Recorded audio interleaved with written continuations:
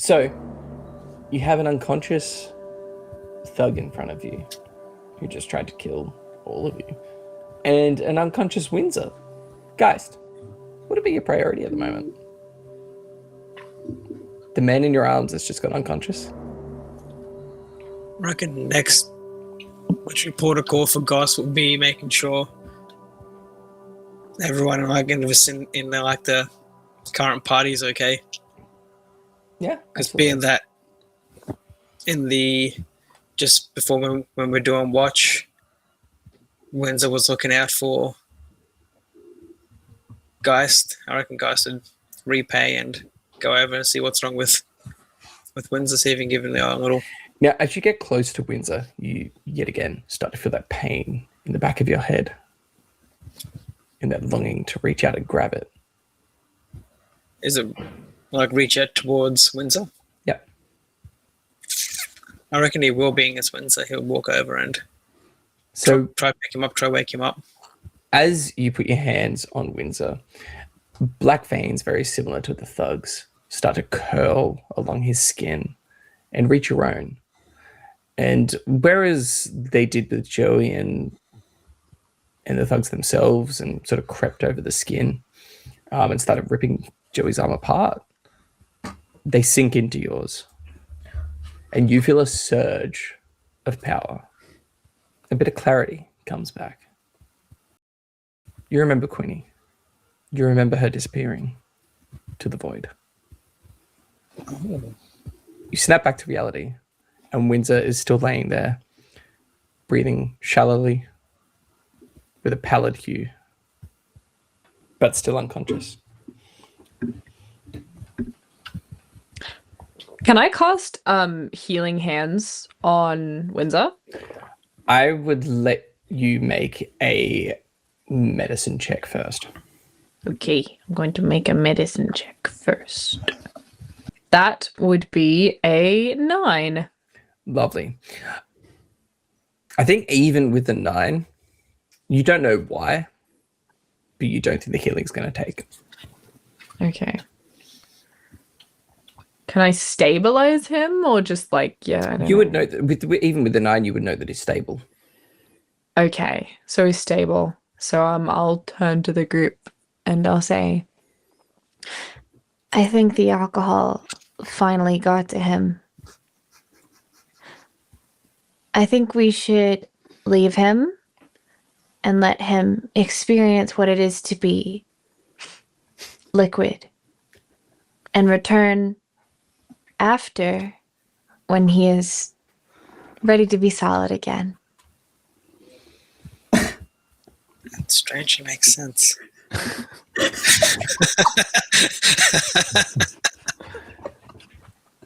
Is that really the best idea? Like, surely we could check if we could help him somehow. There is no helping him. He has become liquid. Well, sorry. He doesn't look liquid to me. He looks like a guy. Joey, I know this is hard. It is. Someday you will all become liquid too. What? Sorry, Is that right, Jane? Sorry, out of character. Did Nim get a 9? Sorry, on that medicine. Yes. Okay. Yes. Can Jane also try to roll one just because Yeah, absolutely. she has some Medical knowledge. some Absolutely. medical She's a knowledge? cleric. Yes. Where are you? 17. You would know more. I would think that you would also come to the same conclusion. Healing's not going to help here. There's something. he has become liquid. there is something You just further use- wrong. There is something further wrong with Windsor that you can't explain. But He's an alcoholic. You definitely know he has been void touched. Void touch. And witnessing all of the void nonsense that's gone around and happened around you, you would know that this is well out of your abilities. I think Jane, while she's examining him, would have like knelt next to him and just kind of like put him in a more comfortable position. And she goes, I don't think we can help him. I knew this from the moment I met him. No, not like that, man. It's something with those shadows and the void is far beyond what I could offer in terms of aid. Whoa. So he is going to become liquid? No, not liquid, but he's not well. Oh, God.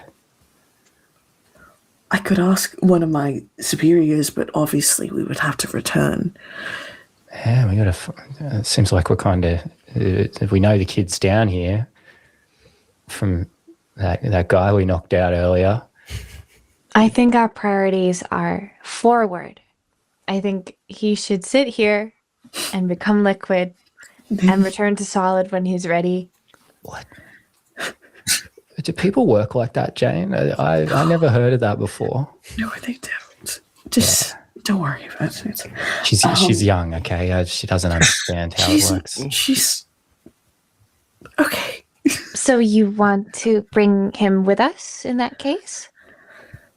Guys, can you give me a perception check with advantage, considering how hypervigilant you are? Oh, the body. 16.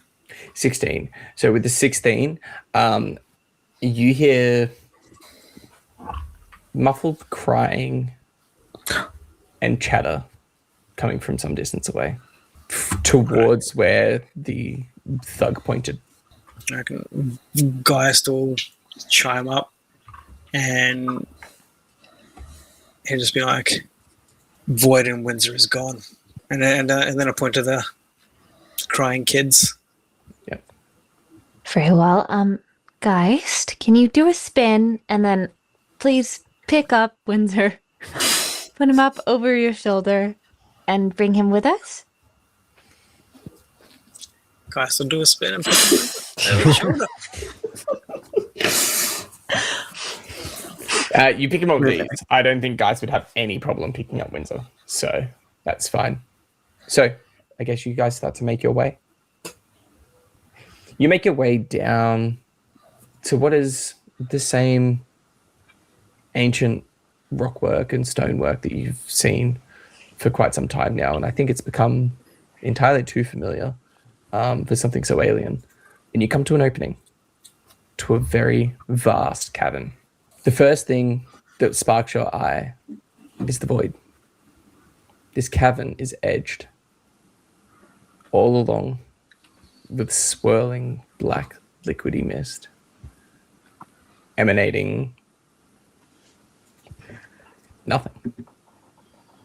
You'll notice that the wind pulls inward and it doesn't push outward. The stone lip is sort of broken in places as it crumbles ever so slowly, sipping into the void, disappearing. And the void is not black. It's absence. It's nothing. And standing at the edge of that, you see a man standing about 6'3", swept back, dark hair, neatly oiled, a little bit of stubble on his face covering chiseled features, with some of the most sharply piercing blue eyes you've ever seen. Well dressed and standing quite confidently. Forenze, as Jane would recognize, is handsome, beautiful even. But so much so that it borders on Uncanny Valley and is almost off-putting. Kneeling on his knees to Forenze's side is Gar. Forenze stands behind him a little bit, one hand gripping his collar and the other holding a black swirling dagger at his throat. Now Gar is a boy of roughly 14, give or take. You notice Forenze isn't scared. He's calm. He's measured. He's controlled. You notice that there is a group of children of similar age, roughly 5 or 6 of them, over on the far wall, sitting there, bound and gagged. And Forenze watches you all walk up, looks at you all and goes, oh, you five have been a thorn in my side for the last couple of days. Now, Janie, I didn't think it would be you. More likely to be John. But here you are. Johnny's gonna be so disappointed. I mean, what's he gonna think when his daughter doesn't come home? I'm no daughter of his anymore. You say that, but you've yet to relinquish those familial bonds. You've been very disruptive, all of you. Do you know how many centuries it took to understand this place? You walked the path, you spoke to the Guardian, and you still think this is some good and evil battle? It's not. This is the path forward. This is progress. Can I cast heroism on Jane? Oh, okay. Let's give me the spiel. What's heroism? Okay, a willing creature you touch is imbued with bravery. Until the spell ends, the creature is immune to frightened conditions and gains temporary hit points equal to your spellcasting ability modifier at the start of each of its turns. Okay, Ooh. I love it. Yeah, absolutely. Go for gold. I think Nim's just going to step forward and she's just going to gently clasp Jane's hand and just give her a firm nod. And with that, I will cast heroism. Lovely. Why is it a human roll? It gives temporary hit points, so it's the 3 temporary hit Oh, points. there you go. Okay. Yes. Yeah. Yes, you get 3 temporary hit points. Yeah. And you were brewed with a sense of bravery. Bravery. Cool. Lovely. Shane doesn't have anxiety anymore. Huzzah! I don't know what to do. I'm the one that's scared in real life. I don't know. Okay. Jane Anyone will- can chime in here. I think he's looking for a response from you all, and you know that. Let those kids go. Yeah. Kids, Yeah. this is currency, you see. We use these kids to test the void. How do you think that those men that you fought, and I'm going to assume killed, they're assets of mine and you owe me for those.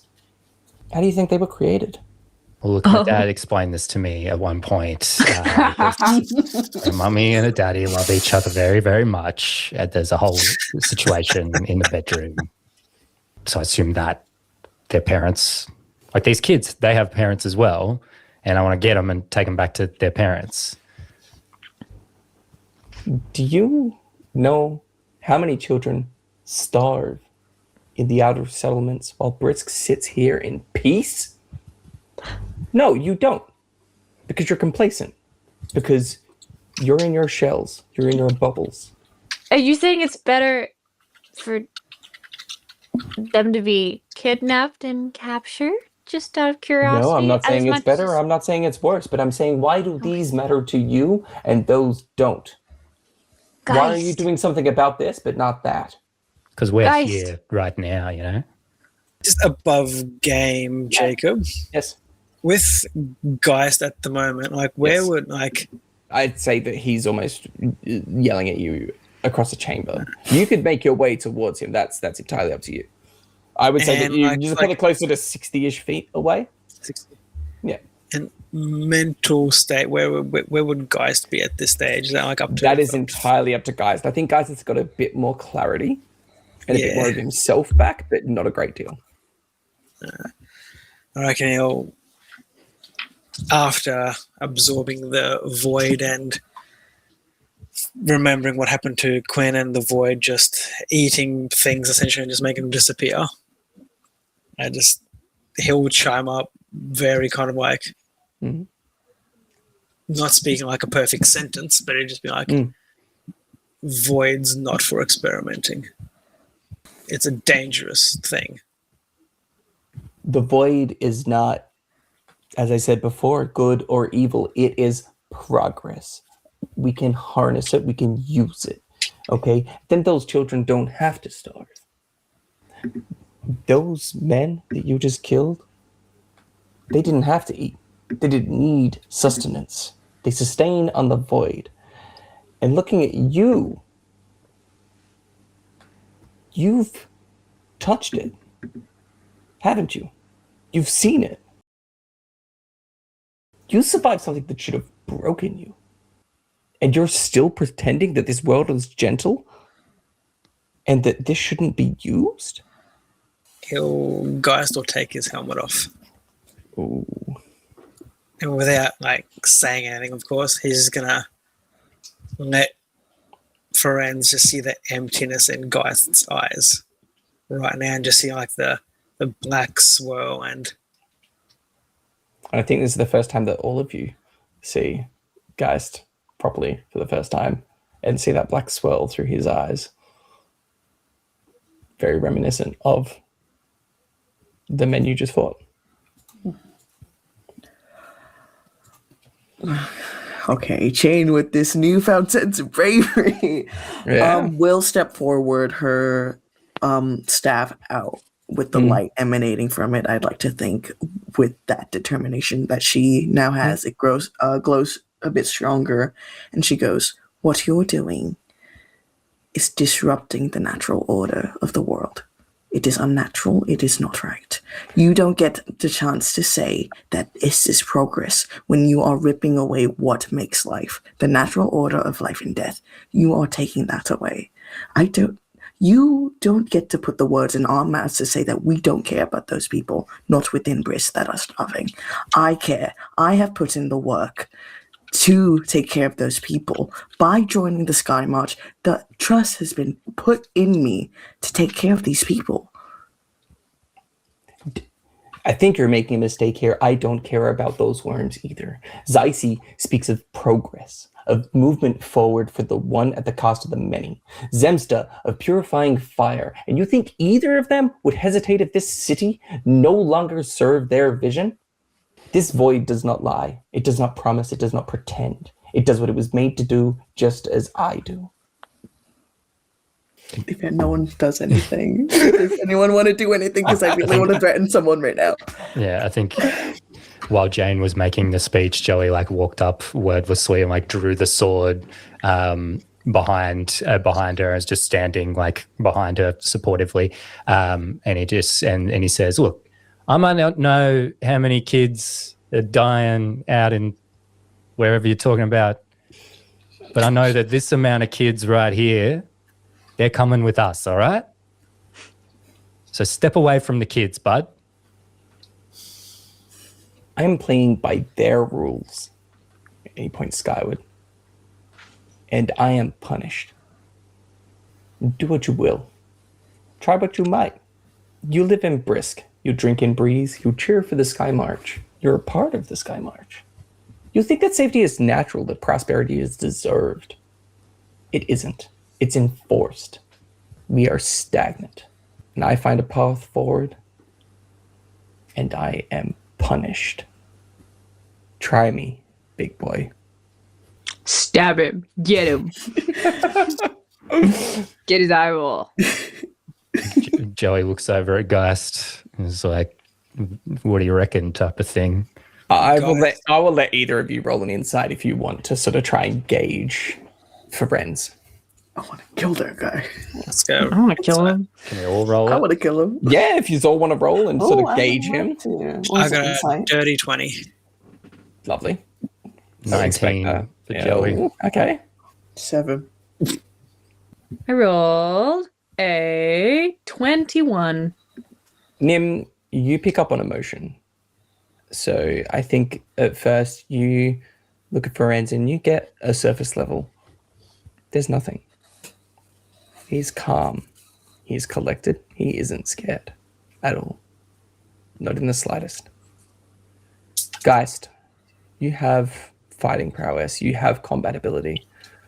He is a threat. A significant threat. One that you're not sure you can deal with. And Joey, you have whatever it is that Joey has. And I think that Joey just knows that something is wrong. Really wrong. Innately. And Jane, You're buffed up by your bravery at the moment and have She's too locked no in. thoughts. She's You like an want angry. to tackle. She's like how like little dogs just vibrate when they feel so much. That's Jane. She's just like she's just vibrating in anger. Now, Joey, do you take a step forward? Are you coming in within range of Forenze? Pretty big signal that I shouldn't.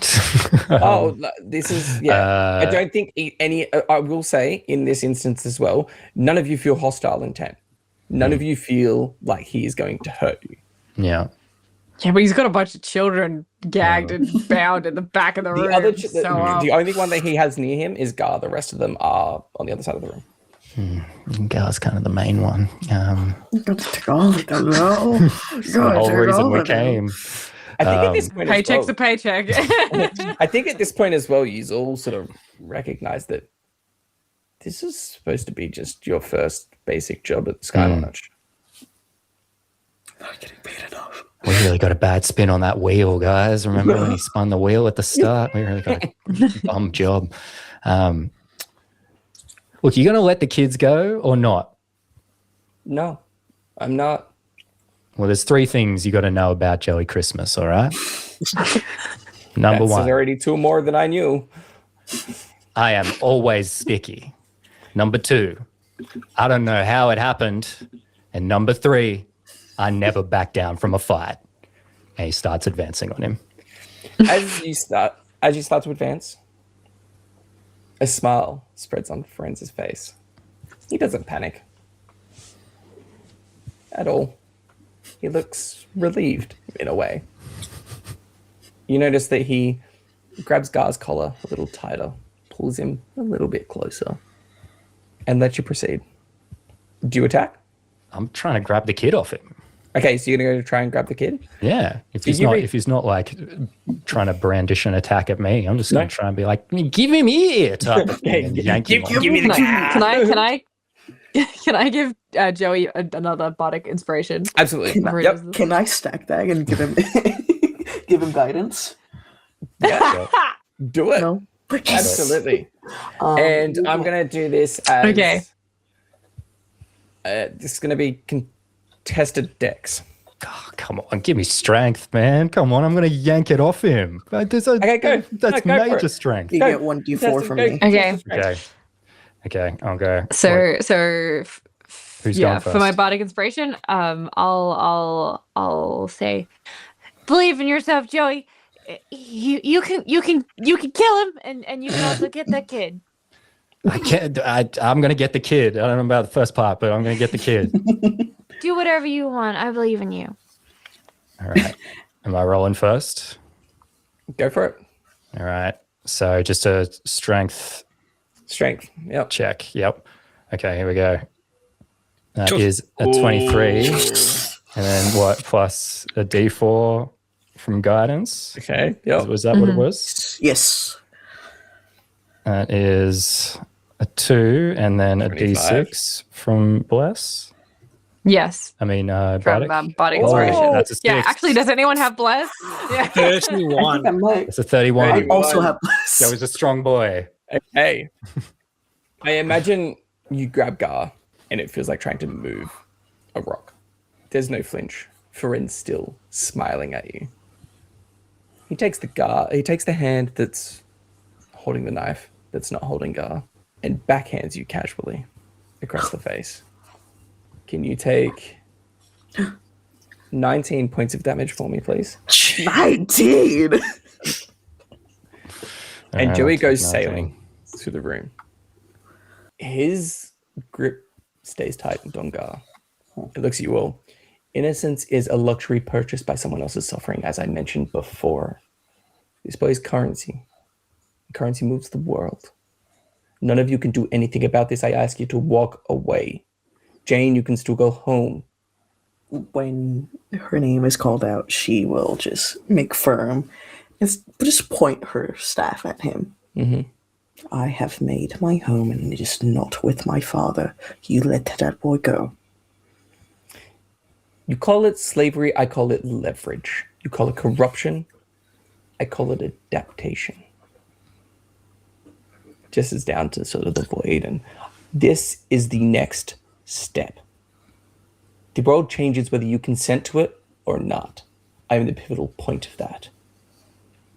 You don't get to play God. No one gets to play God. The gods do. I am choosing a different path. He laughs again. You misunderstand the position here. As he takes a step back toward the ledge. You don't get to win here. This is not your choice. So he's right behind. He's right in front of the void. Yes.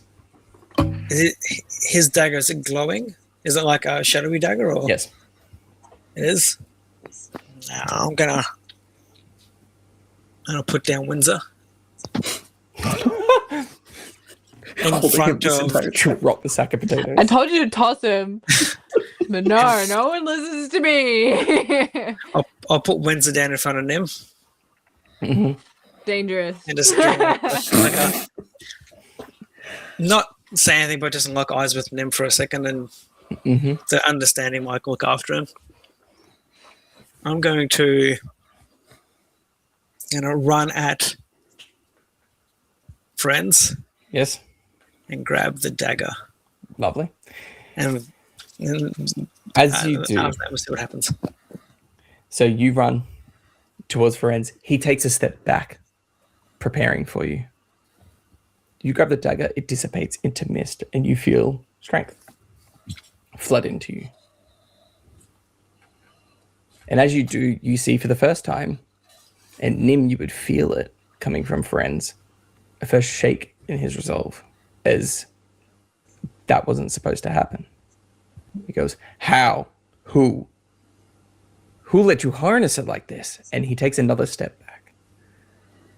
And the rock begins to crumble. And as it does, it crumbles out from beneath both him and Gar. Geist, give me a dex save. 18. 18. I imagine that you'd be going for Gar. Yeah. You get a hold of Gar's hand. You get a hold of Ledge with the other. And onto Gar's leg is Forenze.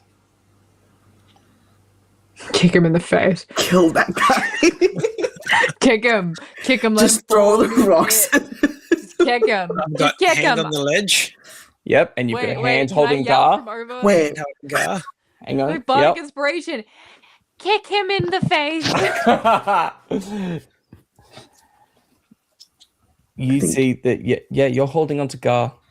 Forenze is holding onto Gar from further below.